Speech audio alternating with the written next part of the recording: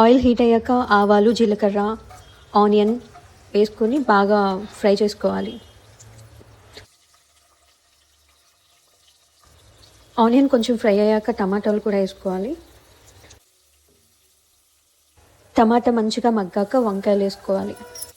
ఉప్పు, పసుపు, కారం వేసుకోవాలి. ఫిష్ కర్రీకి ఎప్పుడైనా సరే కారం అనేది ఎక్కువగానే పడుతుంది, అప్పుడే ఆ టేస్ట్ కూడా బాగుంటుంది.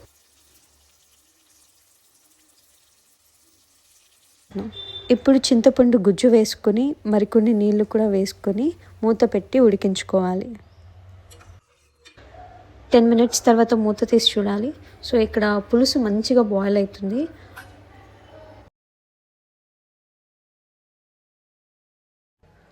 ఇప్పుడు ఈ పులుసులో చేపలు వేసుకుందాం. 10 minutes మూత పెట్టుకుని ఉడికించుకోవాలి. 10 minutes తర్వాత మూత తీసి చూస్తే మంచిగా కుక్ అయి ఉంటుంది. సో దీంట్లో 1 tablespoon జీలకర్ర, 1 tablespoon ఆవాలు, 1/2 tablespoon మెంతులు అండ్ 2 tablespoon ధనియాలు వేసి వేయించుకున్న ఆ పొడిని దీంట్లో వేసుకోవాలి.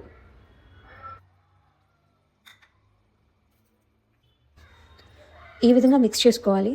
అప్పుడు ఫిష్ పీస్ అనేది బ్రేక్ అవ్వకుండా మంచిగా ఉంటుంది.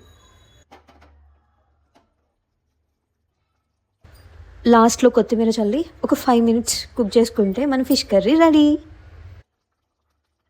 సో ఈ రెసిపీని మీరు కూడా ట్రై చేసి ఎలా ఉందో నాకు కామెంట్లో మెన్షన్ చేయండి.